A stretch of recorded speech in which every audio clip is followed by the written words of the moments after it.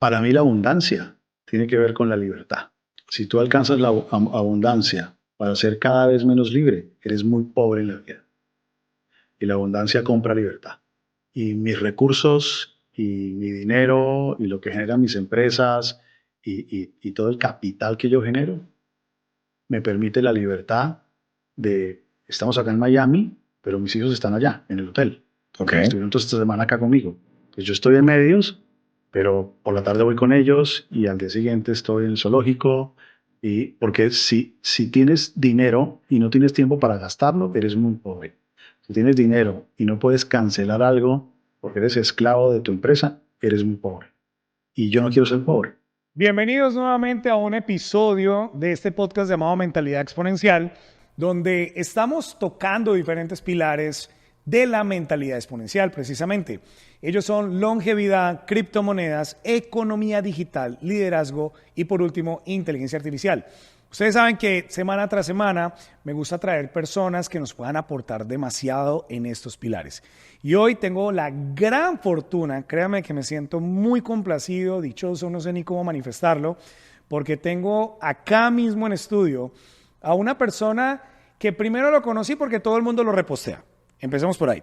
Todo el mundo repostea sus escritos y como que yo empecé a ver, bueno, ¿quién es esta persona?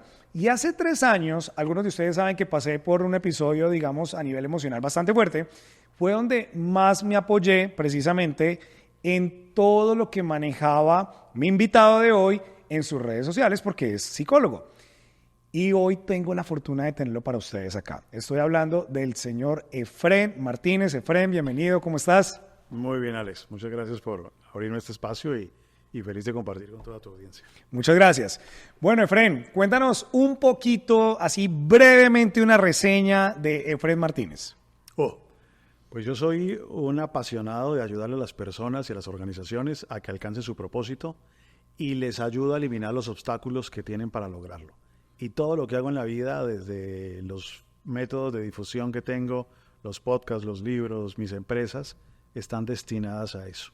Y ese ha sido mi propósito desde que tengo uso de razón, sorteando obviamente mis propios obstáculos. Pues con el respeto que tú te mereces, yo creo que hago unión mucho en lo que tú dices, porque yo constantemente hablo de mi propósito de transformador masivo. Y mi propósito de vida es inspirar e impactar a millones de seres humanos para que puedan vivir una vida en propósito desde la abundancia, la felicidad y la libertad. Y mira lo que tú haces. Entonces, fantástico. Muy bien. Y bueno, empecemos por eso. Propósito, precisamente, hablando de liderazgo, porque yo creo que vamos a hablar hoy de los líderes. Las personas que ven este tipo de podcast son personas que realmente están buscando crear esa versión extraordinaria. A mí no me gusta decir mejor, porque cuando yo digo mejor, como que parte de la base que hoy en día estás peor. Entonces yo hablo desde lo extraordinario. Siendo extraordinarios como líderes, es pues muy importante encontrar ese tema del propósito.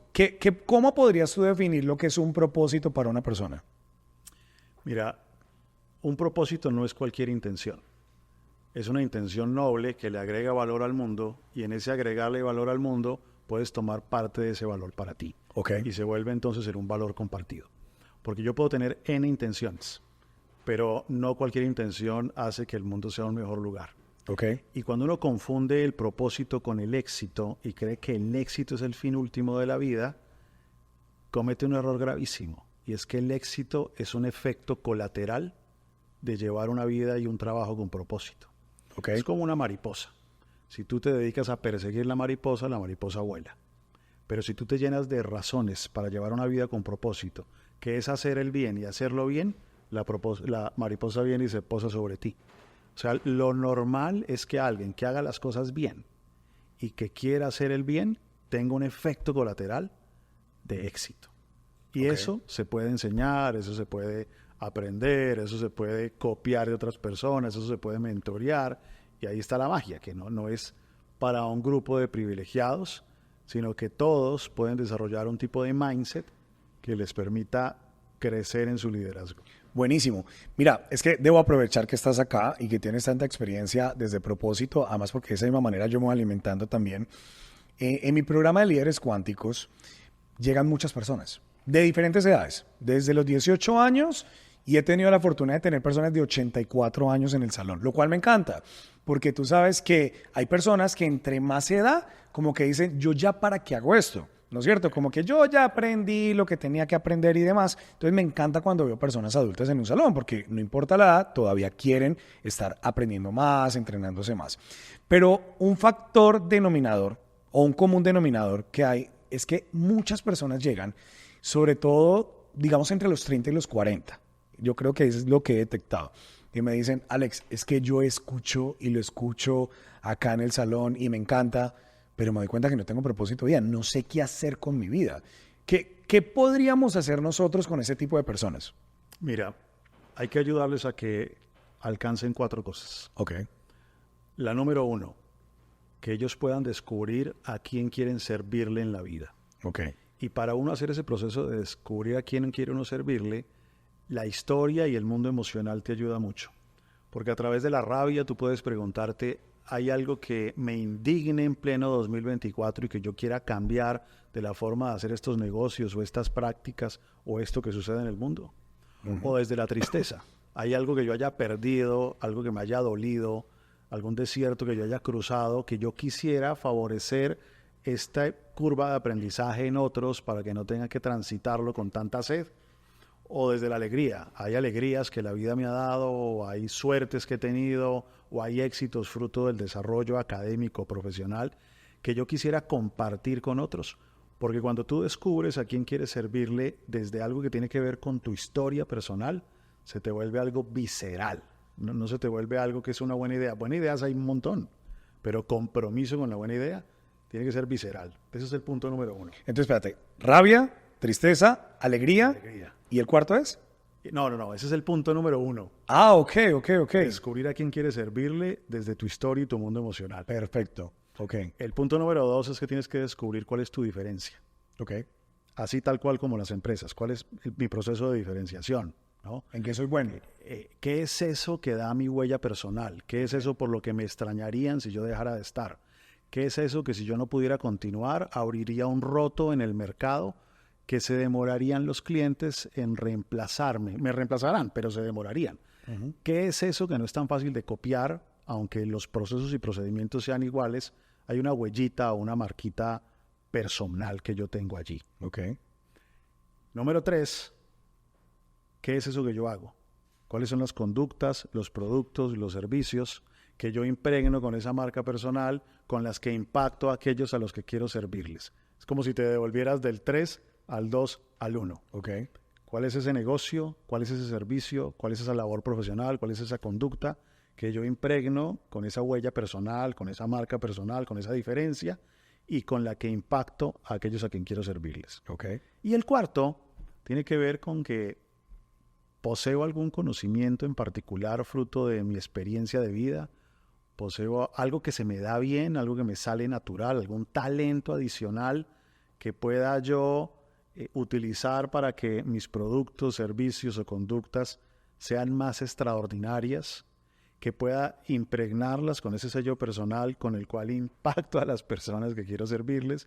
Y cuando tienes esos 4 elementos, tú puedes entonces diseñar un propósito personal que sea noble, que marque la diferencia y que pueda resaltar por encima de todos los demás servicios, porque hoy se consigue de todo. Claro. Ahora, me dices mucho hacia hacer el bien, ¿no es cierto? Hacia hacer el bien. Sin embargo, y pues no con el ánimo de ¿cómo se dice? De interrumpir la conversación, sino que me pongo a pensar que hay personas que han sido muy malvadas, ¿no es cierto? Y que en ese evil, o sea, en ese demonio como tal, pues ellos seguramente han empezado a decir, este es mi propósito, y mi propósito también es destruir, ¿no es cierto? Entonces, ¿el final, el propósito es solo para bien o también se daría para destruir? Pues mira, yo diferencio propósito de intención noble. Ah, ok. Para mí existe solamente el propósito que tiene una intención noble. Ok.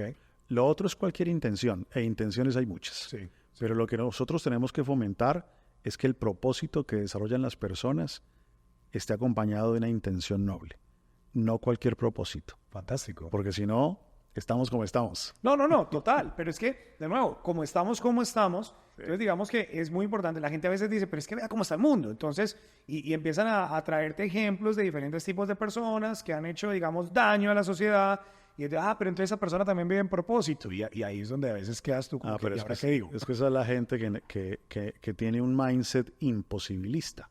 Porque es la gente que se levanta cada mañana con el propósito de encontrar un problema para cada solución. Totalmente. Y que viven en el mood de la queja y es absolutamente contaminante. Ahora, ¿tú crees que todo el mundo podría tener un propósito? ¿O hay algunas personas que pueden decir, oiga, viví 60, 70 años y nunca tuve propósito? Yo creo que se vale pasar por crisis de propósito. Sí. Porque en las crisis de propósito tú reorientas la vida o revitalizas la vida porque se te puede caer algo valioso que era muy importante y fruto del destino lo pierdes y entonces te quedas ahí como cuál es mi norte, cuál es mi rumbo y eso puede pasar varias veces en la vida. Hay gente que se puede quedar ahí un tiempo, hay gente que nunca se lo preguntó ni se lo cuestionó, pero lo vive totalmente. Yo tengo la historia, le he contado muchas veces de alguien que me ayuda con los jardines en mi casa. Es un tipo analfabeta de 60 años y le dije yo, José, ¿cuál es el propósito de su vida? Y el hombre me miró y me dijo, yo no pienso las bobadas. Me dijo, usted quiera los suyos, ame su trabajo y no piense tanto. ¿En serio? Claro, pero ¿Y ¿qué vive pasa? feliz? Claro, ¿Y totalmente. vive feliz así? Él vive conectado a su propósito, solo que ni se lo pregunta, porque vive tan conectado que ni se lo pregunta. Sí, bueno, qué bueno. O sea, realmente es que empezamos a revisar todo este tema de propósito porque yo creo que eso es una gran inquietud de muchos seres humanos. Hay personas que llegan al entrenamiento, por ejemplo, y dicen, nunca había pensado ni siquiera en mi propósito de vida hasta que llegué acá. Es más, yo lo viví. Yo puedo decir que yo lo viví durante 33 años de mi vida. Me puse a estudiar diferentes cosas. O sea, estudié economía, después de ahí hice una cosa en gobierno y luego en gerencia. Pero me di cuenta que no era feliz. Realmente era mucho desde el hacer y de lo que me habían inculcado, digamos, desde muy pequeño. Usted sea exitoso, lo que tú decías. Usted sea exitoso, dedíquese a hacer plata y ya. Pero realmente no encontraba la felicidad hasta que encontré precisamente, oye, no sé, yo puedo decir, porque a mí me lo preguntan mucho, ¿usted en qué momento se dio cuenta que usted quería ser coach de liderazgo, entrenador? Y yo lo único que puedo decir, que yo creo que lo que yo sentí en ese momento que yo dije, yo me quiero dedicar a esto, tal vez es lo que siente una persona cuando dice que va a ser sacerdote, como que encuentra esa vocación. Entonces, eso es lo que quería traer en este momento. ¿El propósito puede ser igual a una vocación? ¿O son cosas diferentes? Pues mira, había un filósofo, Ortega y Gasset, español, que decía que la vocación era el llamado a ese auténtico ser. Ok. ¿No? Y yo creo que el propósito implica cumplir el llamado. O sea, la vocación es sentir el llamado y el propósito es acudir al llamado. Okay. Porque uno puede sentir el llamado y mirar para otro lado. Sí, o hacerse el loco. Entonces, vocación y propósito generan un nivel de conexión que te hace imparable. La vocación sin propósito se puede quedar ahí sin desarrollarla. Okay. Y el propósito no tiene la seguridad de por dónde es si no hay una vocación. ¿Cuál es tu propósito? Conectar a las personas y a las organizaciones con su propósito, ayudándoles a eliminar los obstáculos que tienen para alcanzar. Que fue lo que ahorita al principio dijiste tú. No, buenísimo. Tal cual. Buenísimo. Bueno, también en medio de todo lo que te escucho constantemente y sobre todo, bueno, no sé hace cuánto has venido con ese tema, pero menos que hace ya bastante tiempo, es el tema de los miedos. Tú hablas bastante de los miedos. ¿Por qué inculcas tanto el tema de los miedos? ¿Es más para que la gente los descubra, para que entienda que están ahí? ¿O qué es lo que, hablando, siendo redundante, cuál es el propósito de estar hablando de los miedos? Mira, hay una inautenticidad muy grande en la vida cotidiana. Y tú ves a mucha gente que parece estar siendo de cierta manera y en realidad no es cierto. Es decir, tú ves personas que trabajan 14 horas al día y tú dices, wow, ¿cuánto le aporta al mundo? ¿Qué propósito el de esta persona? Y no es verdad. En realidad está huyendo de su miedo a fracasar, a equivocarse o de su necesidad de que su papá lo aplauda. Okay. Pero en realidad no están buscando agregarle ningún valor al mundo. Tú ves a alguien corriendo por la calle y tú dices, va persiguiendo lo que ama, y el de al lado dice, no señor, va huyendo de lo que teme. La conducta observable es la misma, pero no es lo mismo. Tú ves a alguien que es amable, solidario, bondadoso, y tú dices, wow, qué persona tan bella, cómo le preocupa el mundo. No, no le preocupa el mundo. Tiene mucho miedo al rechazo y se dedica a buscar la aprobación a todo el mundo y a tratar de caer bien, pero en realidad no le importan los demás. Wow. Esa persona es muy prudente. No, señor, es muy tímida, que es distinto. Se ve igual, pero no es igual. Y hay muchos zombies deambulando por la vida, aparentando experiencias de valor y que hacen las cosas por valor y con propósito, y en realidad están huyendo de sus miedos.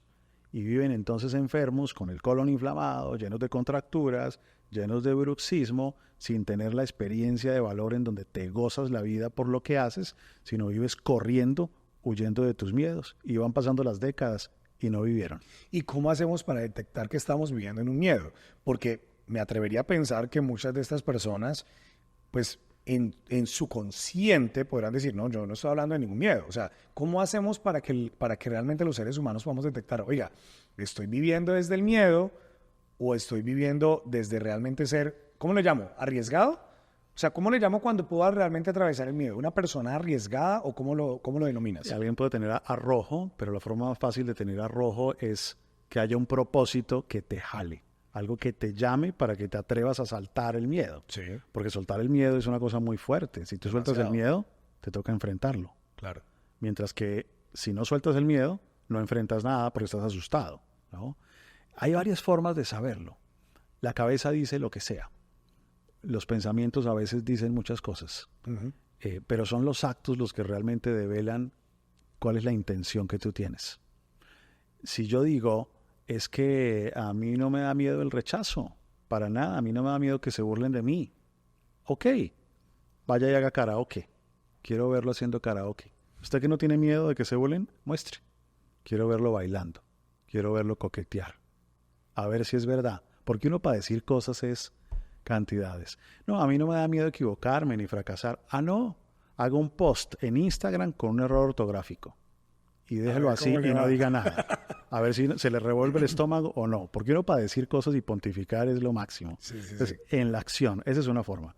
Otra forma que ha tomado mucha fuerza es, nosotros creamos un test y lo validamos científicamente para toda Iberoamérica, que te mide a ti el tamaño de tus heridas o tus miedos. Wow. Y te dice cuáles son, en qué tamaño, te dice qué te las dispara, te dice de qué forma tú actúas para disimularlo y cómo te enferman las mismas. Esa es otra posibilidad. Y otra posibilidad es estudiando el tema. De hecho, la conferencia que voy a dar acá en Miami el 31 de agosto es exactamente sobre eso. ¿Cómo puede uno discernir cuándo se mueve en la vida por miedo o cuándo se mueve por propósito y cómo dar el salto? Sí, yo quiero que en un rato, porque todavía quiero aprovechar acá esta presencia tuya, que hablemos obviamente de esa conferencia, que aprovechando, vamos hablando, es el 31 de agosto del 2024. Quiero decir el año, por si de pronto ves este video en otro lugar. El 31 Yo llegué allá y no había nada, había un concierto. Sí, el 31 de agosto del 2024, que es cuando estamos grabando, obviamente en agosto del 2024, este episodio en la ciudad de Miami, en el James L. Knight Center, ¿no es cierto? Va a ser allá. Bueno, ahora hablamos un poquito más de eso. Bueno, los miedos. Tú que eres una persona estudiosa precisamente de eso, de los miedos. ¿Cuáles son los mayores miedos que has podido detectar en la gran mayoría de las personas? Mira, la última investigación grande que hicimos fue con más de 12,000 personas. Uf, una super muestra. Una muestra gigante. ¿Diferentes países? Diferentes países. Ok. De Latinoamérica. Hispanoamérica, España también se incluyó. Y detectamos 4 grandes miedos. Miedos psicológicos. Porque hay miedos naturales. Miedos a que te puedes morir, a que te puedes enfermar. Pero son los miedos naturales. O sea, el miedo a la muerte es un miedo natural. Es un miedo natural. De todo el mundo. Es un miedo natural. Por el desconocimiento de lo que hay más allá. Sí, y que efectivamente sabes que te va a pasar. Si es real, sí te vas a morir. Sí. No. Sí, tal cual. Pero hay unos miedos psicológicos que hacen que desperdicies la vida huyendo o luchando contra ellos y la mayoría de las veces son irreales. Y ahí tenemos 4 grupos. El primero es el miedo a no ser suficiente, a no dar la talla, a no tener el nivel, a que no puedas llegar al punto en el que deberías decir, yo sé hacerlo, yo soy bueno. ¿Eso es como un buscar aprobación o no? ¿O es diferente? No, es diferente. Esa es una técnica que se puede utilizar para uno evitar este miedo. Ok, pero también, la sensación es que te faltan 20 centavos para el dólar, que la vida es una lucha, que tú de pronto no sabes tanto como se supone que deberías, aunque eres el que objetivamente más sabe de todos. Wow. Pero tienes esa sensacioncita interna. Hay una estrategia de sobrevivencia que yo la traigo en el entrenamiento. Ahorita antes de cámaras que estábamos hablando de algunas, hay una que me faltó que se llama el yo no valgo. ¿Será esa? Ahí el yo no valgo, yo lo detecto, es como cuando la persona dice, estoy muy joven, estoy muy viejo, no hablo inglés, no tengo papeles, eso es para otras personas, eso es para los que tienen dinero. ¿Se podrá incluir ahí? Esa está incluida en la 4. Ah, ok. Entonces no es esta. Claro, no, en esta está incluido el miedo a fracasar, el miedo a equivocarse, el miedo a errar, el miedo a no dar la talla, el miedo a no dar el nivel. Ese es el grupo número 1. ¿El miedo a fracasar está ahí? Yo pensé que el miedo a fracasar era como uno aparte completamente. No, ese está dentro de este clúster porque es una manera de evidenciar y de tener pruebas concretas que no eres suficiente. Recuérdame, ¿el clúster se llama? Insuficiencia. Insuficiencia. Insuficiencia. Ok, muy bien. El segundo es el rechazo. El rechazo. Y ahí está el miedo a la desaprobación, el miedo al abandono, el miedo a que te rechacen. Ujú. El tercero es el desamor. Está el miedo a no ser amado, a no ser admirado, el miedo a que sean indiferentes contigo. Y el cuarto es el desprecio. El miedo a que no valgas, el miedo a que te invaliden. Ah, lo que estaba hablando ahora. Tal cual. El miedo a que seas un ciudadano de segunda categoría. El miedo a que tú no tengas el dinero o los recursos o las condiciones y por eso otros te dejen de lado y te desprecien. Y tú puedes tener los 4 miedos. No, pues si o tienes los 2. 4 miedos estás llevado. No, ni sale de la casa. No, pues es que terrible es. O sea, pero seguramente hay personas que están con los 4 miedos. Totalmente. ¿Cómo Los vive una llamamos persona hipersensibles. ¿Hipersensibles? Sí. ¿Y cómo vive una persona así? O sea, digamos que una persona que tenga esos 4 miedos podría tener una altísima probabilidad de desarrollar trastorno psicológico. Vive con la piel en carne viva. Porque cualquier cosa que hagas les va a generar una reactividad. Si los saludas, si no los saludas, si los dejas en visto, si no los dejas en visto, si les haces una crítica, si los cuestionas, si les preguntas, si no les preguntas, todo es como una amenaza. Oh my God, o sea, tenaz. Ven, ¿y esos miedos, la causa cuál sería? ¿Es un tema desde la crianza o digamos, por diferentes traumas que en la vida vayamos teniendo? Tiene varios ¿Cómo se da? componentes. Tiene un componente biológico, porque hereditariamente tú puedes ser más sensible, por ejemplo, tienes un umbral de dolor más bajo y por lo tanto te duele más la piel. Okay. Y eso hace que literalmente te duela más la piel, entonces eres un niño que se cuida más, que no se vaya a caer. La piel. Claro, tienes un umbral de dolor diferente. Okay. Entonces los niños que les duele más la piel, por decirlo así, o que los estímulos los excitan más fácil, son niños que tienen más miedo al daño. Y eso hace que se introviertan más, eso hace que tengan menos expresiones de valentía. Y ese tipo de cosas son un componente biológico con el que percibes el mundo distinto y ese perro lo puedes ver como un tigre, como un león. Entiendo. Mientras que otro niño que tiene un umbral de dolor muy alto y no le duele casi la piel, cuando el perro ve al niño, el perro sale a correr. Okay. Porque el niño sale a morder al perro. Okay. ¿No? Eso es el componente biológico. Y el otro es el componente de crianza. En el colegio, con los profesores, con los padres, en donde vas copiando un mindset, una serie de creencias y unas memorias afectivas. Okay. Y esas creencias lo que te dicen es, esto es lo peor, lo más terrible que puede pasar en la vida.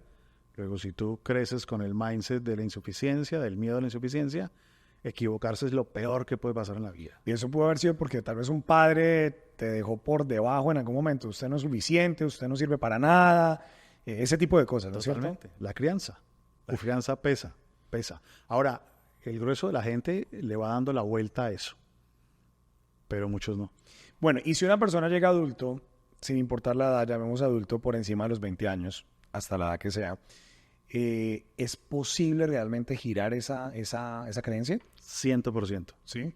100%. Puede que queden residuos, rezagos, como cuando tú cicatrizas queloide. Entonces la cicatriz puede ser distinta, pero está cicatrizada. Claro que le puedes dar la vuelta a los 60 años, le puedes dar la vuelta a los 70 años, le puedes dar la vuelta a los 25. Es más fácil cuando le das la vuelta más temprano. Entre más temprano le des la vuelta, mucho más fácil. Y el camino es que dejarse apoyar de las personas que saben. Me imagino, un psicólogo. Ese es un muy buen camino, pero no es el único camino. Primero, el gran terapeuta es la vida. Ok. Porque la vida te va mandando unos palazos. Tú tenías el mindset o el miedo de la insuficiencia y te dedicaste toda la vida a mostrarle al mundo que eras perfecto, que no te equivocabas, que eras exitoso. Y llegó la vida y le dijo, ¿sabes qué? Toma tu infarto. O llegó la vida y te dijo, ¿sabes qué? Vas a cometer un error público y vas a perderlo todo por prepotente. Y entonces tú dices, ay, no era perfecto. Y ya. Y se te derrumba esa creencia, te deprimes y después te levantas y dices, listo. Pues entonces eso fue Ya lo que entendí. me pasó a mí. Ahora entiendo todo. Eso fue lo que me pasó a mí, no, en serio. Y realmente a mí no me da pena decirlo porque yo creo que a mí, antes de pandemia, literalmente yo me creía Superman. O sea, por todo lo que había creado, por muchas cosas. digamos, en lo que yo hago, digamos, se genera un tema de admiración. Las personas, así como tú, me imagino, mucha gente te admira y demás, pero el tema es cuando te lo empiezas a creer mucho, ¿no es cierto? Y yo por eso, de nuevo, vuelvo y digo, antes de cámara estaba compartiendo con Efren de la vivencia mía del 2021, que caí demasiado y hoy en día le doy muchas gracias a la vida por eso. En serio, doy gracias a Dios, al universo, a la vida, a todo, porque yo sí vi, o sea, me vi más allá. Y hoy en día doy gracias a eso porque como que pude sensibilizar eso. Antes de eso, yo tenía personas en el salón que me decían, no, es que estoy triste, es que estoy deprimida, que no sé qué. Eso les daba durísimo. Qué triste, ni qué nada, mira, que no sé qué, hasta que lo pude experimentar por mí mismo. O sea que la vida es el gran terapeuta. Claro, la vida es un gran terapeuta y a veces te hace el favor y sale bien. Porque a veces te hace el favor y no sale bien y te quedaste ahí y se te pasó la vida. Pero si la vida te hace el favor y logras darle la vuelta, ahí despliegas las alas y sales a volar. Ok, entonces está la vida, los terapeutas profesionales. Los terapeutas profesionales que sepan de esto, porque hay terapeutas pero saben de otras cosas. Ese es otro camino. Creo que hay un camino de conocimiento que a algunos les funciona, a otros no, porque otros necesitan es trabajar sus tripas y su estómago. ¿Pero conocimiento estamos hablando de libros? Claro. O sea, leer. Tienes buenos mentores, tienes buenos podcasts, tienes buenos videos y el conocimiento te puede ayudar. Pero hay algunos que necesitan ir más allá del conocimiento y necesitan inmersiones que les permitan transformar su vida, trabajando temas en donde expongan esas amenazas y experimenten el miedo en carne viva bajo un ambiente controlado para que paso a paso te vayas exponiendo a mayores niveles. Okay. Tú tienes el miedo al rechazo, por ejemplo, y hablar con alguien y preguntarle la hora puede ser para ti muy difícil. Entonces ese es el paso 1. Seguramente hacer un striptease es un paso 5.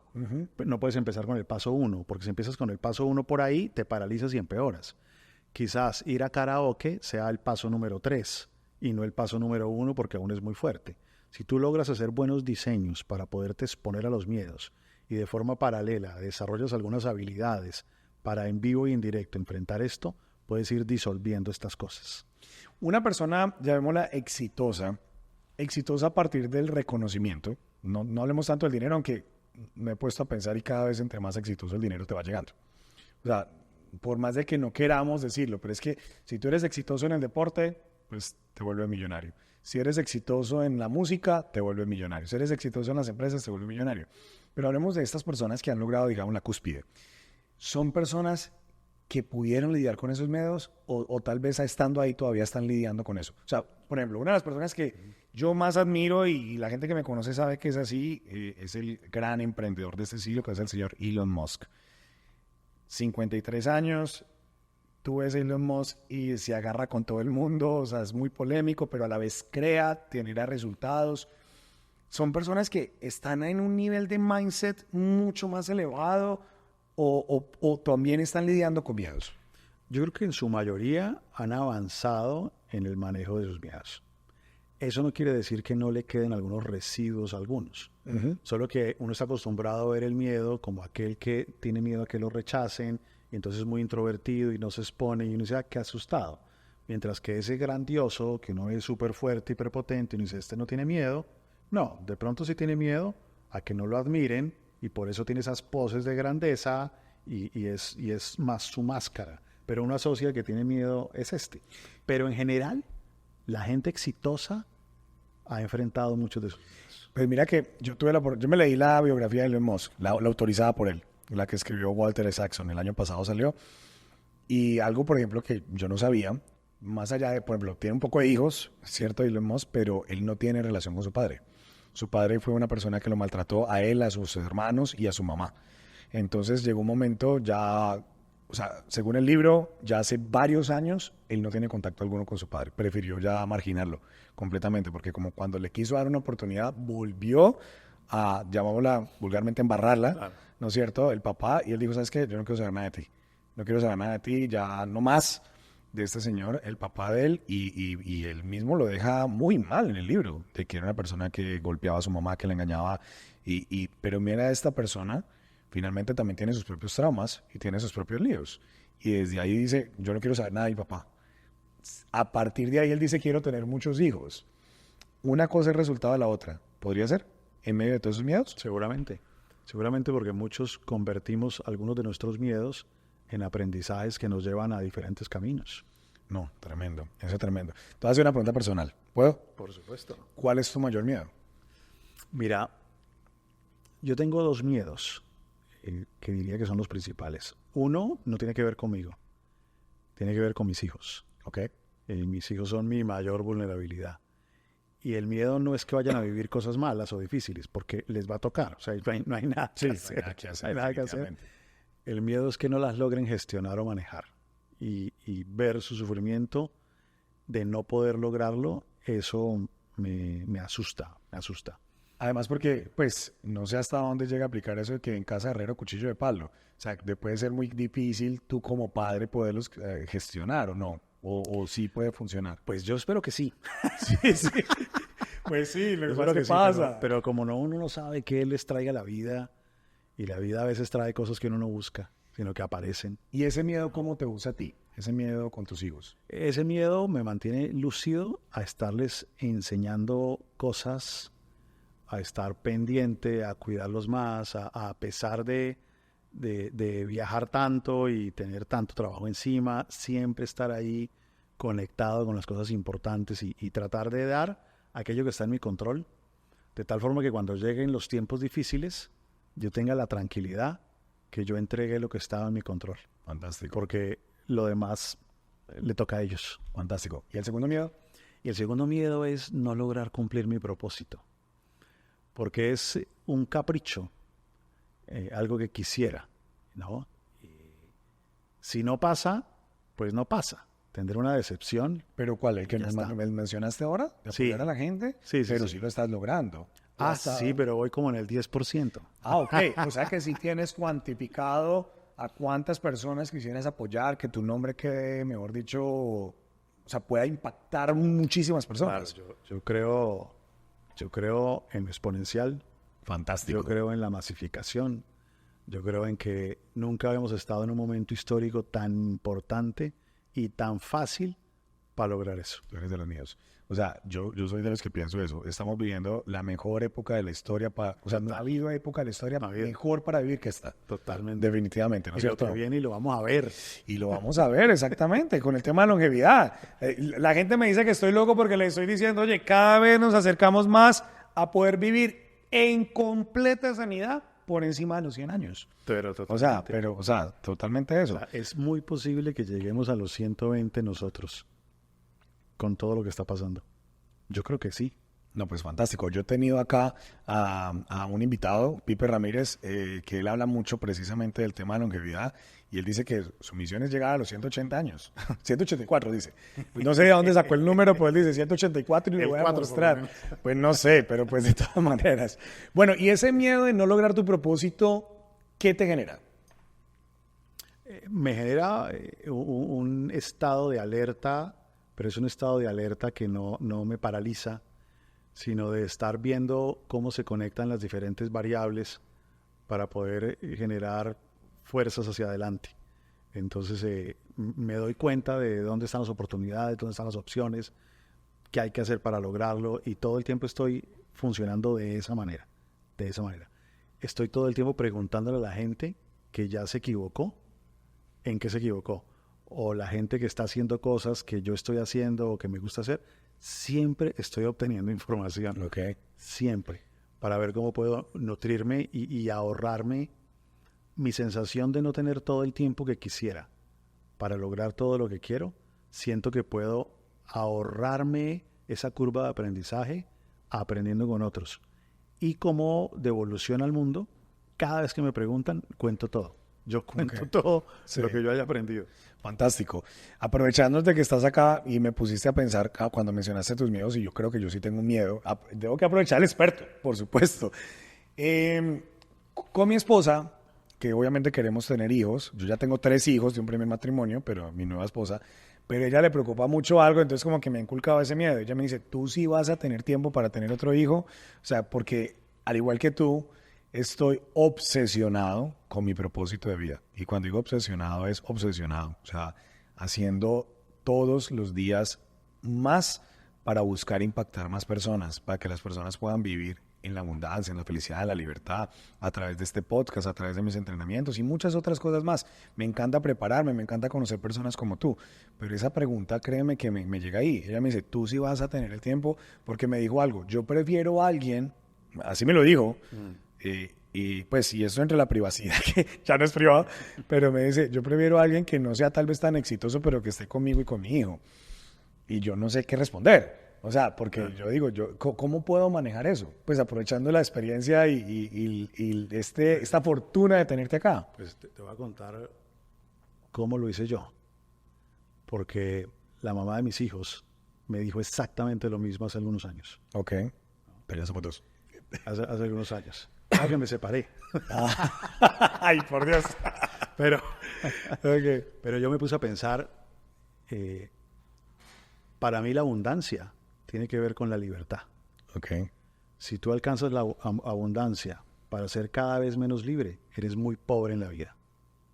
Y la abundancia compra libertad. Sí.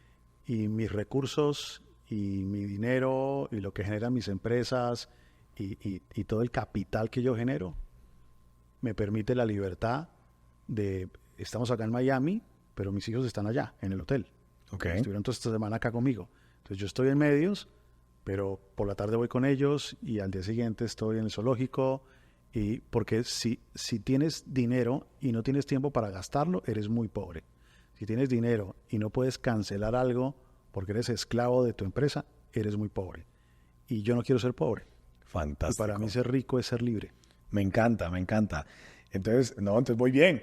Entonces voy bien porque yo me llevo a mi esposa para todos lados.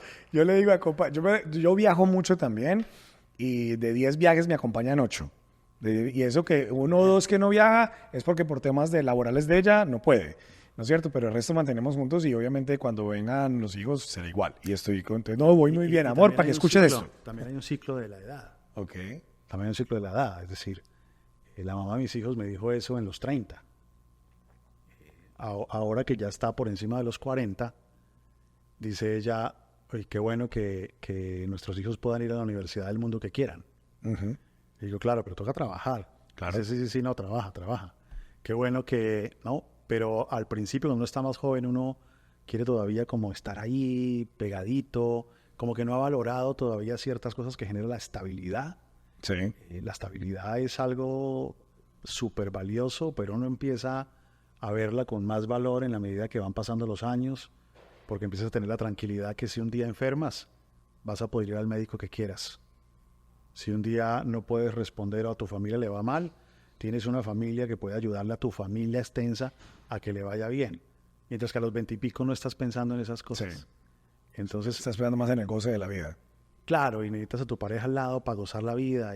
Entonces vas creciendo y te vas dando cuenta que el dinero no es lo más importante en la vida, pero es muy importante. Fantástico.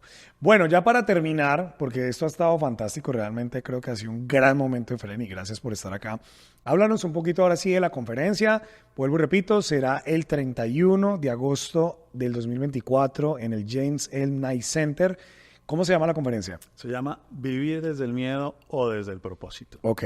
Y la idea es, primero, lograr que las personas que asistan puedan discernir si se están moviendo más desde el miedo o más desde el propósito. Okay. Y segundo, que reciban herramientas prácticas y concretas para dar el salto de una vida de miedo a una vida de propósito. Fantástico. Eso durante una experiencia de 1 hora y media muy divertida. ¿Va a ser 1 hora y media? Va a ser 1 hora y media con un aprendizaje maravilloso. Ya las boletas empezaron a moverse con fuerza. Así es que yo creo que tendremos un lugar lleno. ¿Cuántas personas esperas?